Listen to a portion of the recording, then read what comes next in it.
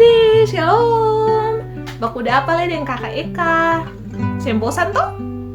Nah, kakak Eka yakin adik-adik pasti tadi semua nyanyi puji Tuhan toh, dan mama dan papa. Sekarang katong mau berdoa lah, katong mau baca Alkitab. Tutup mata, lipat tangan, lalu katong mau berdoa. Tuhan Yesus, Allah Bapa yang baik, di saat ini Tuhan, kami siap untuk mendengar firman-Mu. Tuhan Yesus mau memberkati kami, agar firman yang kami baca ini dapat kami lakukan dalam kehidupan kami dari hari lepas hari. Berfirman-Lah ya Tuhan, karena kami siap untuk mendengar. Amin. Adik-adik yang adik-adik punya Alkitab, lalu adik-adik buka di 1 Raja-Raja pasal 17 ayatnya yang ke-7 sampai ayatnya yang ke-16. 1 Raja-Raja pasal 17 ayat 7 sampai ayatnya yang ke-16. Kita baca sama-sama ya. Elia dan janda di Sarfat. Tetapi sesudah beberapa waktu sungai itu menjadi kering, sebab hujan tiada turun di negeri itu. Maka datanglah firman Tuhan kepada Elia, bersiaplah, pergi ke Sarfat yang termasuk wilayah Sidon, dan diamlah di sana. Ketahuilah, aku telah memerintahkan seorang janda untuk memberi engkau makan. Sesudah itu ia bersiap, lalu pergi ke Sarfat. Setelah ia sampai ke pintu gerbang kota itu, tampaklah di sana seorang janda sedang mengumpulkan kayu api.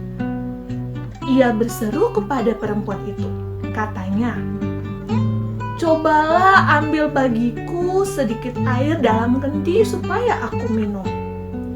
Ketika perempuan itu pergi mengambilnya, ia berseru lagi, "Cobalah ambil juga bagiku sepotong roti."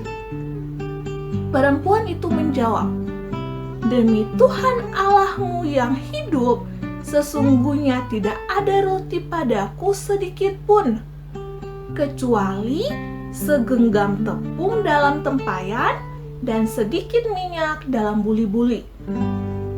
Dan sekarang aku sedang mengumpulkan 2-3 potong kayu api, kemudian aku mau pulang dan mengolahnya bagiku dan bagi anakku. Dan setelah kami memakannya, maka kami akan mati." Tetapi Elia berkata kepadanya, "Janganlah takut, pulanglah, buatlah seperti yang kau katakan. Tetapi buatlah lebih dahulu bagiku sepotong roti bundar kecil daripadanya, dan bawalah kepadaku. Kemudian barulah kau buat bagimu dan bagi anakmu. Sebab beginilah firman Tuhan Allah Israel, tepung dalam tempayan itu tidak akan habis, dan minyak dalam buli-buli itu pun tidak akan berkurang sampai pada waktu Tuhan memberi hujan ke atas muka bumi." Lalu pergilah perempuan itu dan berbuat seperti yang dikatakan Elia. Maka perempuan itu dan dia serta anak perempuan itu mendapat makan beberapa waktu lamanya. Tepung dalam tempayan itu tidak habis, dan minyak dalam buli-buli itu tidak berkurang seperti firman Tuhan yang diucapkannya dengan perantaraan Elia. Demikianlah firman Tuhan. Kakak Eka harap abis ini ketika adik-adik mau dengar cerita tentang Elia dan janda Sarfat, adik-adik betul-betul fokus dan adik-adik bisa memahami firman itu dengan baik. Oke? Pokok bahasan kita di hari ini adalah tentang perwujudan kasih kepada Allah yang ditunjukkan oleh janda di Sarfat. Adik-adik tahu Elia? Elia adalah seorang Israel yang menjadi nabi di kerajaan Israel Utara. Saat itu pada masa pemerintahan Raja Ahaz, Ahasya, dan Yoram. Kira-kira sekitar abad ke-9 sebelum Masehi. Elia berasal dari Tisbe Gilead. Elia juga selalu memakai pakaian bulu dan ikat pinggang dari kulit. Inilah kisah perjumpaan Elia dan janda di Sarfat. Adik-adik, Israel saat itu dipimpin oleh Raja Ahab. Tapi Raja Ahab ini dia tidak benar di hadapan Allah. Dia selalu melakukan hal yang jahat di mata Tuhan. Nabi Elia berkata kepada Raja Ahab bahwa Tuhan akan memberikan hukuman kepada mereka dengan tidak menurunkan hujan dan akan terjadi kelaparan.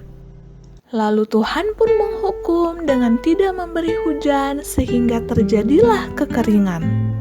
Raja Ahab sangat marah kepada Nabi Elia dan ia berkata bahwa bencana yang terjadi ini adalah karena perbuatan Nabi Elia. Tetapi Nabi Elia berkata kepada Raja Ahab bahwa bencana ini terjadi karena Raja Ahab dan keluarganya yang tidak taat pada perintah Tuhan. Allah kemudian menyuruh Nabi Elia untuk tinggal di tepi sungai Kerit dan bersembunyi di sana. Di tepi sungai Kerit, Nabi Elia menunggu janji Tuhan bahwa akan ada minuman dan makanan yang datang. Pada waktu pagi dan sore hari, tiba-tiba datanglah burung gagak menemui Nabi Elia. Ternyata burung gagak itu membawa makanan roti dan daging untuk Nabi Elia. Tuhan juga telah menyediakan air minum di sungai agar Nabi Elia tidak kehausan. Ternyata air sungai telah menjadi kering. Tuhan pun memerintahkan Nabi Elia untuk pergi ke Sarfat. Di Sarfat akan ada seorang janda yang akan mengurus keperluan Elia. Elia pun berangkat dengan berjalan menempuh perjalanan yang jauh ke negeri yang Tuhan tunjukkan kepadanya. Di Sarfat, Nabi Elia bertemu ibu janda yang sedang mengumpulkan kayu api. Nabi Elia kemudian meminta air minum dan meminta sepotong roti. Tetapi ibu janda itu tidak memiliki roti.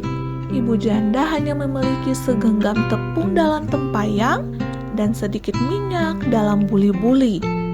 Dan itu hanya cukup untuk membuat roti terakhir. Ibu janda berpikir, jika roti diberikan ke Nabi Elia, maka ibu janda dan anaknya tidak akan makan. Tetapi adik-adik, ibu janda menaati firman Tuhan.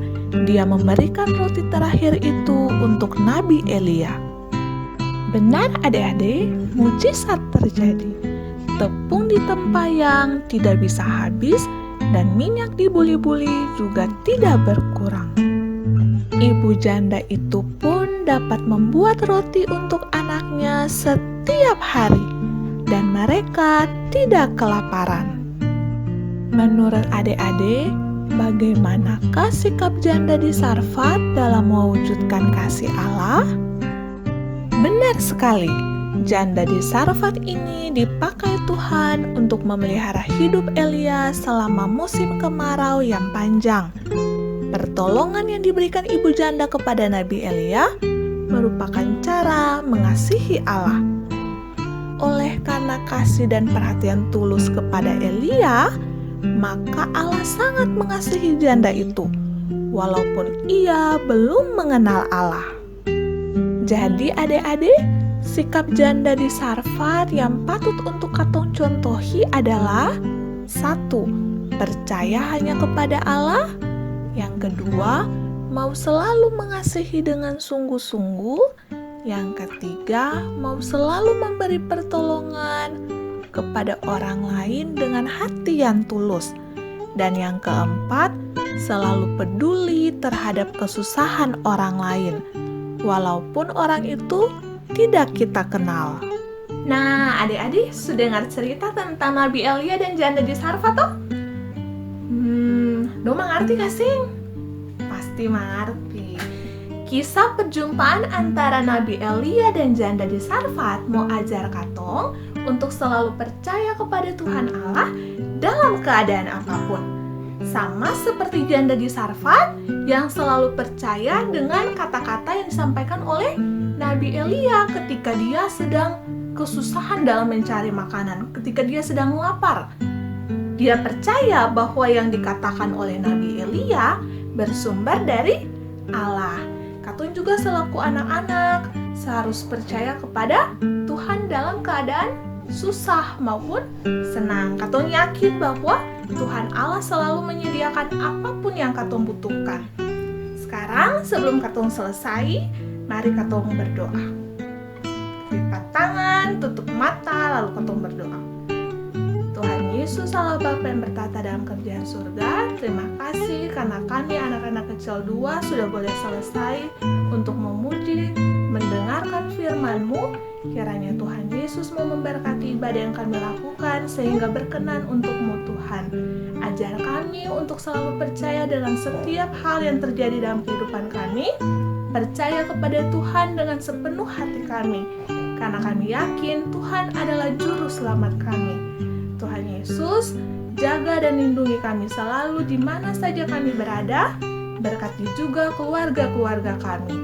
Ini doa kami Tuhan Yesus, kami mohon berkat daripada-Mu.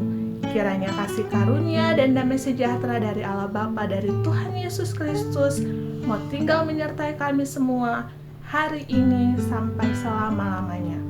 Amin. Oke adik-adik, jangan lupa untuk tetap jaga kesehatan. Oke? Dadah!